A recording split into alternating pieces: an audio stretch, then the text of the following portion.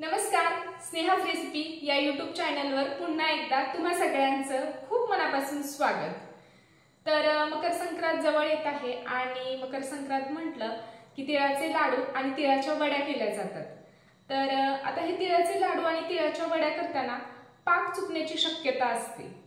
काय होतं की बऱ्याच वेळेला पाक कच्चा राहतो किंवा तो खूप जास्त शिजला जातो। आता पाक कच्चा राहिला तर आपले लाडू जे आहेत ते वळले जात नाहीत किंवा मग वळले गेले तर ते खूप चिवट होतात आणि पाक जर जास्त शिजला तर आपले लाडू कडक होतात, अजिबात तुटत नाहीत। पण अजिबात टेन्शन घेऊ नका, कारण आज आपण बिना पाकाची एकदम खुसखुशीत अशी तिळाची वडी कशी बनवायची ते बघणार आहोत। तर ही तिळाची वडी बनवताना आपण कुठेही पाक करणार नाहीये। तर ही तिळाची वडी एकदा करून ठेवली तर ती जवळपास महिना ते 2 महिने खूप छान टिकते। तर आजचा व्हिडिओ तुम्हाला आवडला तर व्हिडिओला लाईक नक्की करा। चला तर मग बिना पाकाची खुसखुशीत अशी तिळाची वडी बनवायला सुरुवात करूया।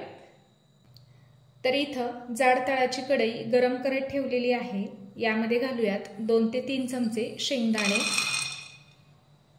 तर मंद आचेवर हे शेंगदाणे छान खरपूस असे भाजून घेऊयात। शेंगदाणे व्यवस्थित भाजून झालेले आहेत, तर एका प्लेटमध्ये काढून घेऊयात।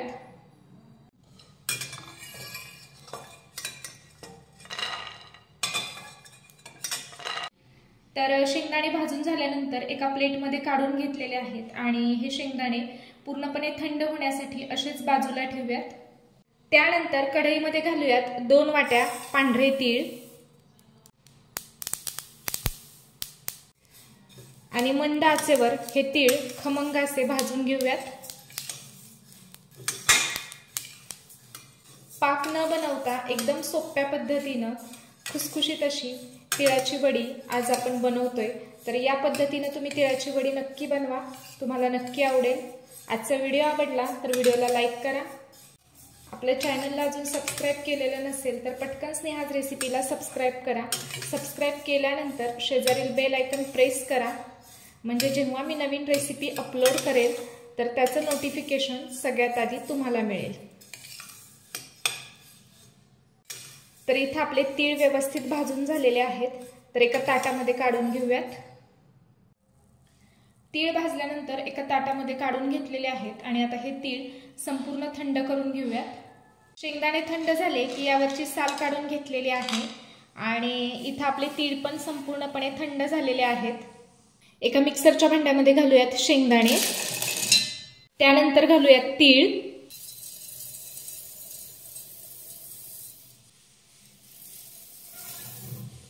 आता हे शेंगदाणे आणि तीळ बारीक करून घेऊयात। तीळ आणि शेंगदाणे बारीक करून घेतलेले आहेत, तर आता हे एका भांड्यामध्ये काढून घेऊयात। हे एका भांड्यामध्ये काढून घेतलं की आता यामध्ये घालूयात गूळ। तर आपण 2 वाट्या तीळ घेतलं होतं, तर त्यासाठी बरोबर 2 वाट्या गूळ घेतलेला आहे आणि हा गूळ चिरून घेतलेला आहे। तर आता हे सगळं मिक्स करून घेऊयात। तर इथे आपण 2 वाट्या तीळ, त्यासाठी 2 वाट्या बारीक चिरलेला गूळ आणि 2 ते 3 चमचे शेंगदाणे घेतलेले आहेत। तर यामध्ये आपण तूप अजिबात वापरणार नाहीये। तर हे हाताने असं व्यवस्थित मिक्स करून घेऊयात। हे सगळं व्यवस्थित मिक्स करून घेतलेलं आहे। हे हाताने मिक्स करून झालं की आता हे मिक्सरच्या भांड्यामध्ये घालूयात। आता हे मिक्सरला फिरवून घेऊयात। तर हे सगळं मिश्रण मी मिक्सरला फिरवून घेतलेलं आहे आणि मिश्रणाला आपलं छान असं बाइंडिंग आलेलं आहे।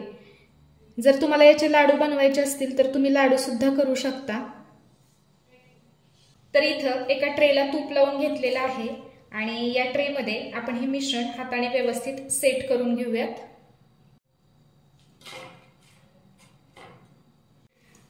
तर तुम्हाला वड्या किती जाड किंवा मग किती पातळ हव्या आहेत त्यानुसार तुम्ही हे मिश्रण पसरवू शकता। तर हे मिश्रण हाताने व्यवस्थित सेट करून घेतलेलं आहे। तर आता लगेच आपण ह्याच्या वड्या कापून घेऊयात। तर तुम्हाला हव्या त्या साईजमध्ये तुम्ही ह्या वड्या कट करू शकता।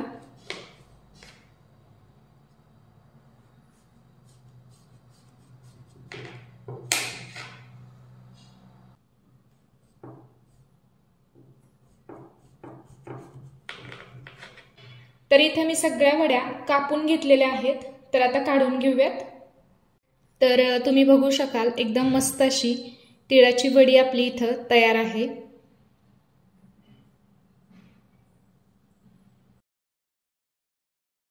तर इथं आपली एकदम खुसखुशीत अशी बिना पाकाची तिळाची वडी बनवून तयार झालेली आहे।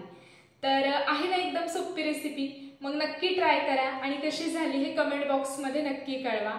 आय होप आजचा व्हिडिओ तुम्हाला आवडला असेल तर नेहमीप्रमाणे व्हिडिओला लाईक करा, शेअर करा, कमेंट करा। लवकरच भेटूयात अशाच एका नवीन व्हिडिओमध्ये। तोपर्यंत नमस्कार।